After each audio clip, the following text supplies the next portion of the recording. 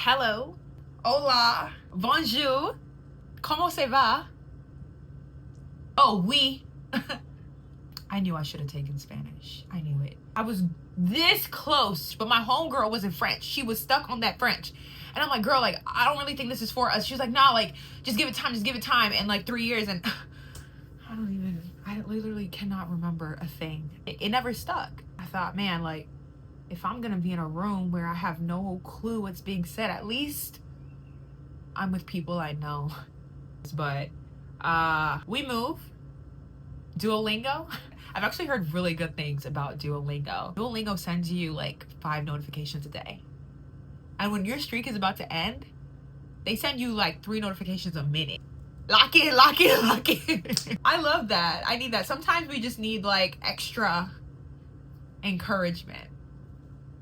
Harassment. No, just kidding. No harassment. Anyways, welcome back. It's your girl Morgan, and this is Project 58.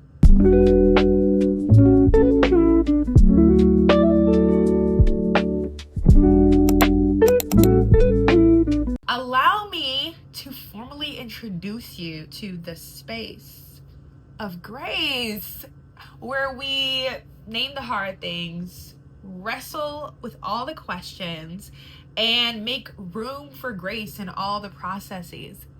Let's go. Last year, when I was drafting different topics and ideas that would eventually make it onto the passion project, I thought, what better way than to start this thing than to come face to face with the thing, the entity, with this 4-letter word that actually prolonged the start of this thing called fear. Fear. So that's what we're gonna do. It is my hope that over the next weeks, this thing will be deconstructed to the point that it cannot be constructed unconsciously again. One would have to be intentional about allowing fear to have the power that unfortunately it can have when it goes unchecked. This topic is deep, it's dense, but I think it's so necessary. I think it will be fruitful. So let's go. So I often come across this quote that when I read it, it has a different effect each time. And it says, everything you want is on the other side of fear. That word fear, the things you desire, the things you dream about, the things that seem unattainable are on the other side of fear. What is this thing? I did a lot of research and I've got 6 pages worth here. Fear, from the very basics. Fear is a natural, powerful emotion triggered by a threat, either real or imagined. Now let me slow that down, because I found that when you slow things down, you don't even have to add anything else to it. Just let it marinate. Say it a little slower. It'll make more sense. The definition of fear is a natural, powerful emotion triggered by a threat, either real or imagined. Now let's take that definition and break that down even more, starting with the first characteristic that is mentioned in the definition of fear. Looking at that word natural, according to what I gathered, something that is natural comes from the earth or environment and has not been altered in any way. In other words, this thing is said to be pure and unprocessed. Something that is natural to human beings would be inherent or innate. Something that is innate is instinctive, so it's built in rather than learned or imposed. If fear is natural, when does this natural emotion manifest? It actually starts at birth. It's experienced in the early days of life. Fear and newborn. They haven't learned a thing, but they are born with 2 fears. They know, they recognize, they experience 2 fears. The fear of falling and the fear of loud noises. These 2 fears have the ability to trigger a reflex in a newborn called a moral reflex. This reflex is said to be an involuntary reaction in newborns where they extend their arms and legs and maybe even cry. That's it. After 3 to 6 months of age, a newborn should not react to the sensation of falling or loud noises like that anymore. What I'm trying to get at here is that every other fear is learned. Let's look at fear in the brain. We know that fear is a natural emotion.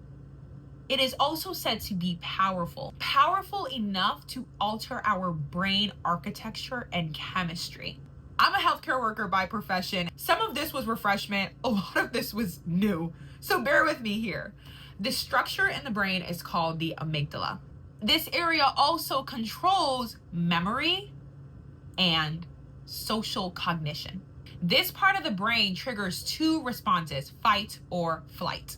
When I was doing my research, there were some acronyms that I came across and I thought, okay, this is perfect. The acronym of fear as it relates to fight would be face everything and rise. And then the acronym as it relates to flight would be forget everything and run. There's another natural response and it's called freeze. Basically, paralysis. When someone encounters a fear, they either fight, hit flight, or freeze. When an amygdala is overreactive, it's constantly in a state of fear. It leads to heightened anxiety and difficulty with logical thinking. Because the prefrontal cortex is what helps us rationalize things, it becomes depressed by the amygdala because the amygdala is overreactive. So now we have a person with an overreactive amygdala, a depressed prefrontal cortex, which causes this person to always be on edge, always be anxious, and they cannot think straight. They cannot make rational decisions. This is how fear is able to alter the brain. How does fear get this power? It's through this thing called classical conditioning. And we'll get there in a minute. But I want to touch on the fact that fear is an emotion. Now, emotions, scientifically, they're only supposed to last no more than 90 seconds. But in personal case-by-case situations, they can last longer because people tend to dwell on things. But fear was never meant to be something that lingers or lasts. It is a temporary emotion that was meant to help us protect ourselves when we sense danger. When we are triggered in a way that causes fear, we are supposed to respond. But by this mechanism called classical conditioning, that is how fear is able to gain a footing, grow, root itself, and then influence human experiences. So what is classical conditioning? Classical conditioning is the process by which a human associates one thing with another, and then over time, that thing triggers a response. So for example, when I was in the 4th grade, I was on my way to school minding my business. Segue, I studied in Ireland for 4 months, and this was the first time where I saw people walking their dogs without leashes. But the dogs were very demure. They minded their business. They followed their owner. There was no barking. There was no reckless, sudden movements. But when I was in the 4th grade, on my way to school, just trying to get an education, I was chased in the snow by a small white dog. I will never forget this day. And thank goodness no cars were coming, but this dog just started chasing me and I ran into the street and we were doing circles with one another, going in circles, and I'm screaming at the top of my lungs. And my friend is just watching from the sideline like, girl, is you good? And I was not good, okay? And I was not good for a long time after that. Because after that, and even sometimes now, when I see smaller dogs, hey, I'm ready to kick, okay? I don't go around kicking dogs, and I don't go around imagining kicking dogs. However, if need be, I will not hesitate to kick, okay? Anyways, that is classical conditioning. That is how classical conditioning works. And classical conditioning is kind of solidified by avoidance. You avoid certain things to avoid this emotion. I avoid getting close to small dogs to avoid getting chased. Smart, but that's fear. Here's where the problem lies. When fear starts to warp and influence identity. I am particularly concerned with the psychological effects of fear because these result in or shape decision-making behaviors and identity. How you see yourself. Fear can influence that. Fear was meant to be a signal, not a lifestyle. 3 psychological areas in which fear can manifest itself. We're going to look at the cognitive, the physical, and the emotional. What are some cognitive manifestations of fear? This would be hypervigilance and distorted thoughts and beliefs. Someone who is hypervigilant is always on the alert. Someone who is hypervigilant fears the possibility of fear even when they are safe. That's where the problem is. Am I safe? Am I enough? Maybe I shouldn't go for this. Maybe I shouldn't apply for this job. Maybe I'm just not good enough, says fear. That's where the problem is. Fear was never, ever meant to have that kind of authority over someone's mind or life. Nah. Then there's emotional. And this is the one that I resonated heavy with when I was doing my research. I was like, oh my gosh. Yo, folks was really out here being victims of fear. Emotional manifestations of fear include avoidance, control seeking, and procrastination. Take, for instance, this passion project. I would avoid putting things together because I feared that something would go wrong. That's where control seeking comes in. You avoid things to have a sense of control, but then if that thing that you are avoiding is actually what you need to face in order to progress, then you're procrastinating. That's where procrastination comes in. Then you delay. You delay certain steps by avoiding them to have control. But no, you don't have control in this situation. Fear masks itself as caution or wisdom. You think that, oh, I have the control here by avoiding this thing. No. The power is actually not in your hands. It's in the hands of fear. The more you avoid it, the more you procrastinate on it. That fear just gets bigger and bigger and stronger. And then it causes you to have these distorted thoughts such as, oh, I'm just being practical. I'm just being practical right now. Lies. You have a fear of being perceived. And you think you have control over the situation. You're saying next week, tomorrow, in an hour, but then the hour next week, tomorrow comes and then you're a year and a half into the ideas, but nothing's been done. That's fear. And then finally, physical. The physical manifestations of fear: insomnia, cardiac manifestations or increased heart rates, increased blood pressure, increased respirations, overall stress. Fear can do that. But it doesn't have to. Fear should not be able to do that, but it can. This topic is so critical for me. And whilst I've been doing my research, trying to understand the scientific components and the literary components of fear, it's also forced me to look into scripture. I am a Christian, so a lot of these things that we'll be discussing, I'm gonna bring y'all to the scriptures, okay?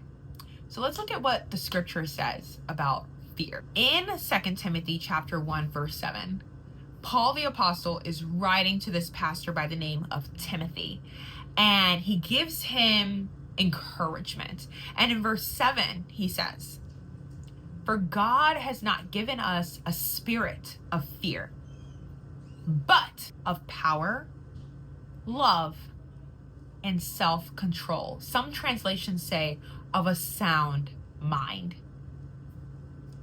Let's dig into that a little bit. This fear that Paul is talking about is fear as bondage. This fear would cause one to stay silent, small, or stuck.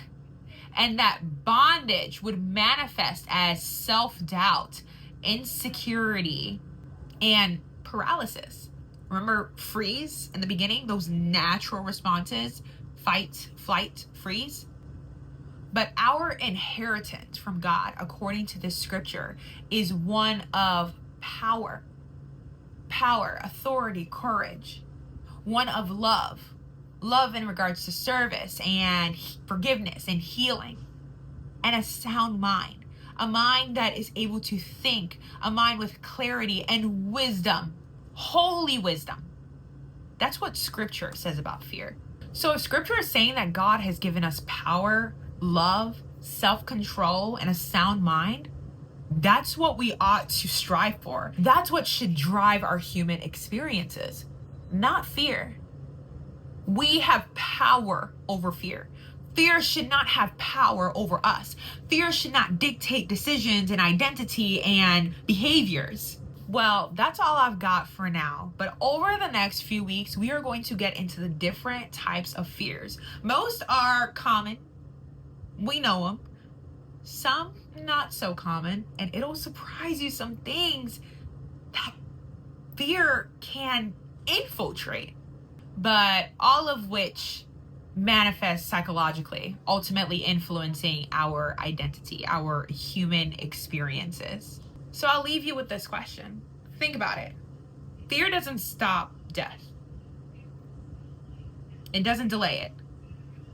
So what fear is stopping you from living the life that you want to live, from living a life that is better than the one that you're living right now?